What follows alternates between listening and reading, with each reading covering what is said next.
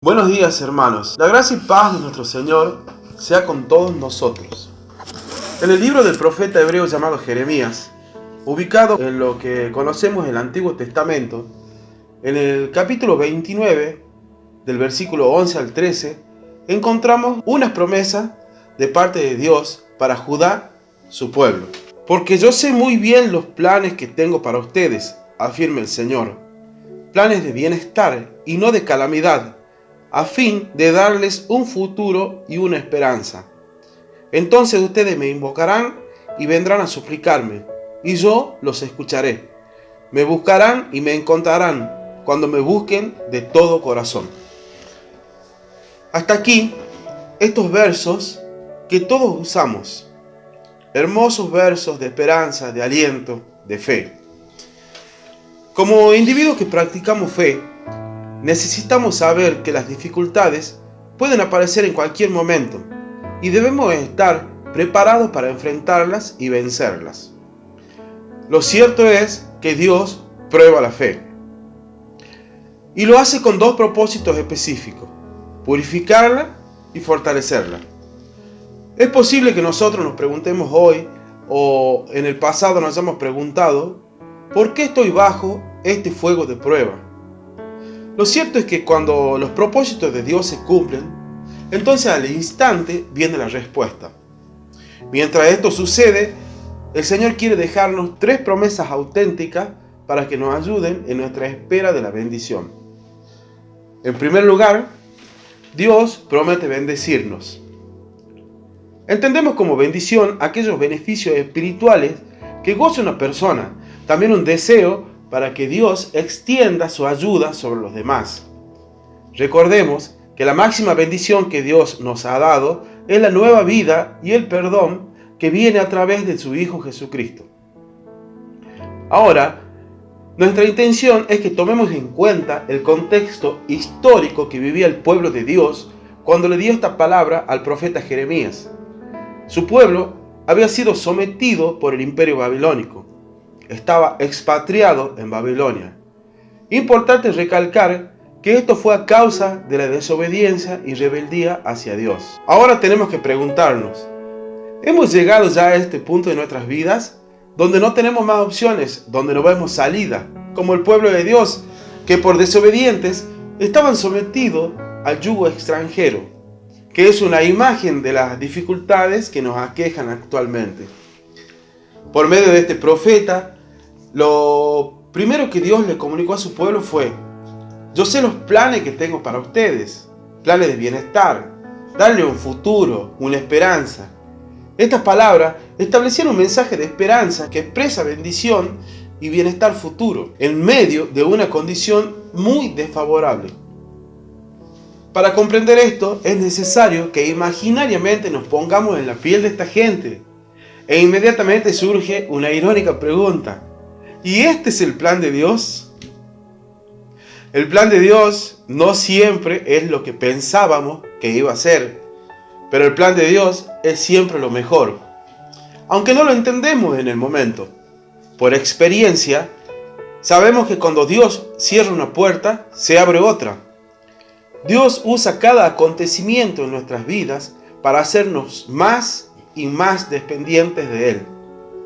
Algo importante destacar: cuando la Biblia habla de su pueblo, se refiere a sus hijos, a los que le buscan, a los que le aman con todo su corazón, con toda su alma, con toda su mente, como de manera imperativa nos enseña nuestro Señor Jesucristo. De lo contrario, mostramos una fe apagada, y cuando nuestra fe está dormida, estamos fuera de su voluntad, fuera de su presencia. Pero cuando nos acercamos a Él, encontramos bienestar y el diseño original para que los propósitos de Dios se cumplan en cada uno de nosotros. Por lo tanto, lo que nos toca es ir en busca de sus planes, ya que al nacer en este mundo, la naturaleza de pecado reinaba en nosotros. Pero cuando Jesús entra en nuestro corazón, debemos esforzarnos para ser libres de esa vieja naturaleza y encauzar nuevamente nuestra vida por el camino correcto.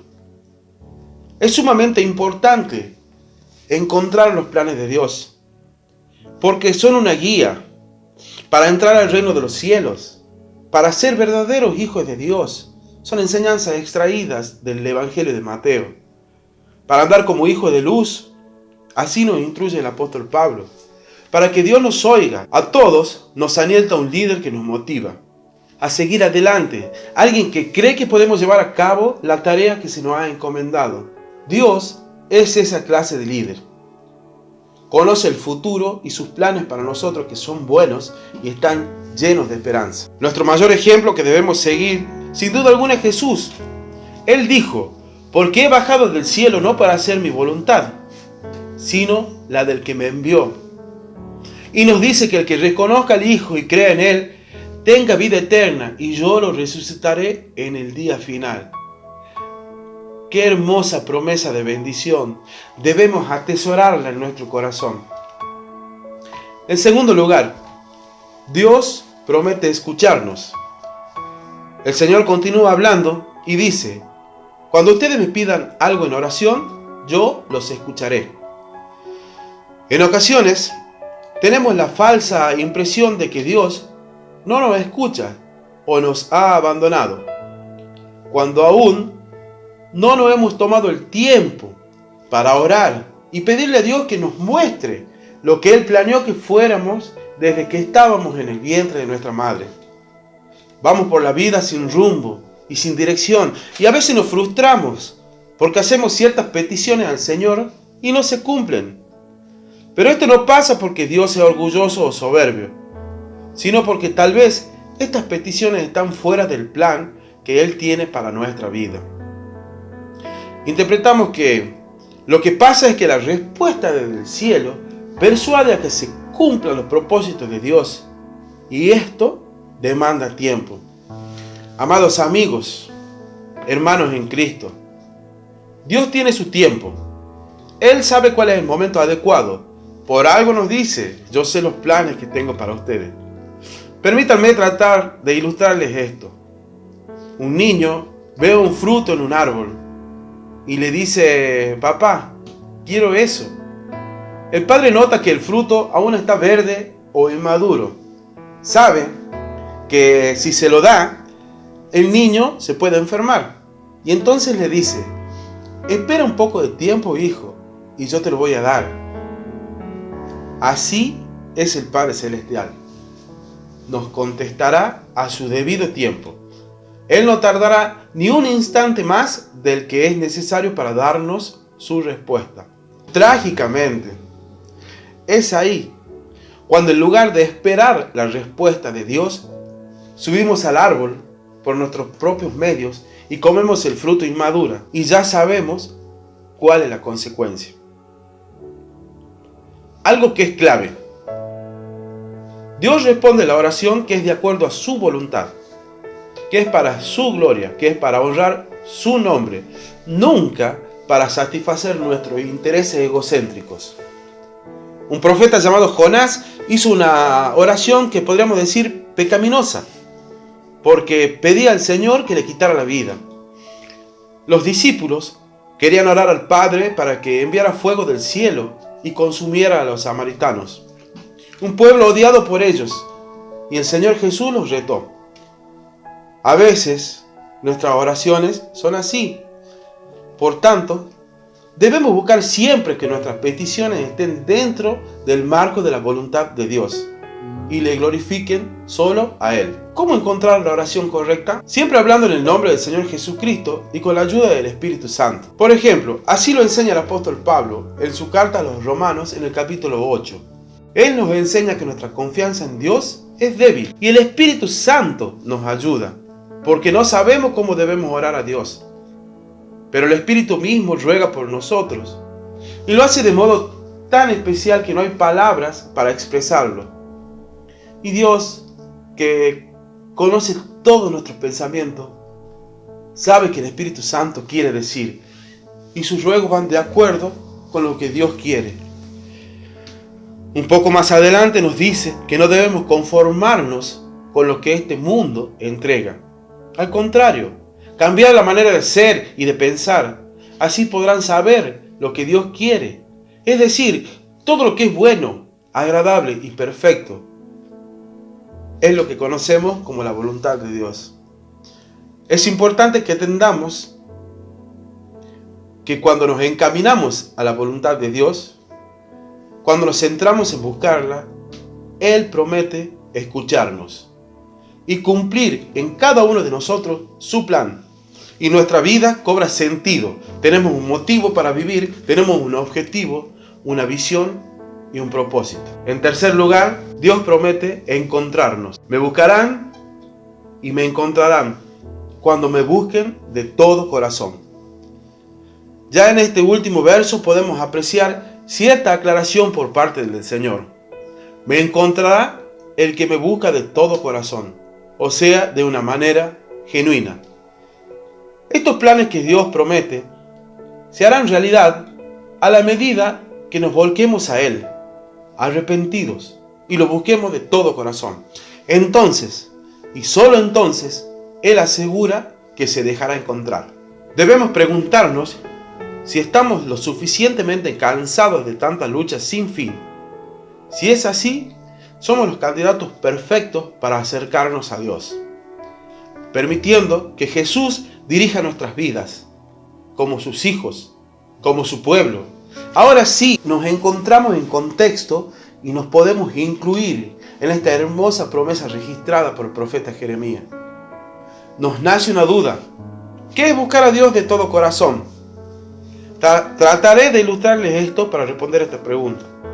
Recuerdo una conversación con una persona muy allegada a mí.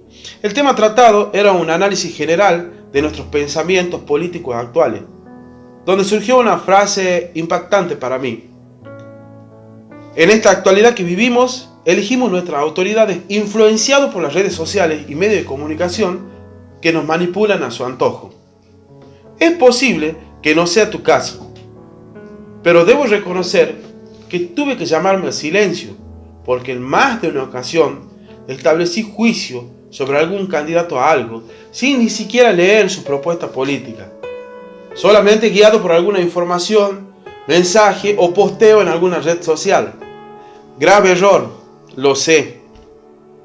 Ese es el punto. Cuando buscamos a Dios, ¿dónde lo buscamos? ¿En una red social o por escuchar a alguien que hable bonito de Dios? El libro de los Hechos cuenta que Pablo, en su recorrido enseñando el mensaje de Jesús, se topó con unos judíos descritos como de sentimientos nobles y dice que ellos se ocupaban en buscar en las Escrituras todo lo que Pablo enseñaba. De modo que recibieron el mensaje con toda ambición y todos los días examinaban las Escrituras para ver si era verdad lo que se les informaba.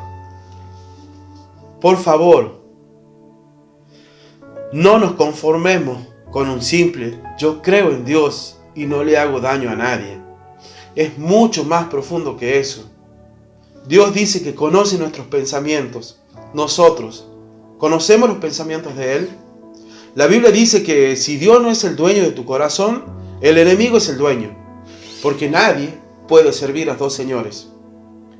En el capítulo 5 del Evangelio de Juan, el mismo Señor Jesús se expresa con gran honor hacia la Escritura, como un documento que todos tenemos el derecho y la obligación de escudriñar o investigar. Por supuesto, debemos tener cuidado de no caer al extremo de confiar en el puro libro sin el Cristo vivo, que con la dirección del Espíritu Santo nos guía hacia el mismo Jesús, que es la gloria del libro. En estos tiempos de confinamiento obligatorio que estamos viviendo, Dios nos regala una oportunidad maravillosa de buscarlo de todo corazón. Dios hizo esta cita con nosotros y este es el tiempo para que nos reconciliemos con Él. Buscando una conclusión, no se nos promete una vida sin problemas, pero ya no tendremos que luchar solos. Dios estará con nosotros todo el camino, nos fortalecerá, nos guiará a través de su Espíritu, ya que Él promete bendecirnos. No tenemos que esperar a ser perfectos para acercarnos a Dios. Eso es una mentira del diablo. Debemos buscarlo así, imperfecto como estamos, que Él nos perfeccionará, recordando que Él promete escucharnos. Y si por ahí, como a veces me sucede, ¿No encuentras a Dios? Revisa tu camino de búsqueda. La invitación es que examinemos la Biblia y nos dobleguemos a la voluntad de Dios con arrepentimiento, humildad y obediencia. Amigos, hermanos en Cristo, el que busca a Dios lo encuentra.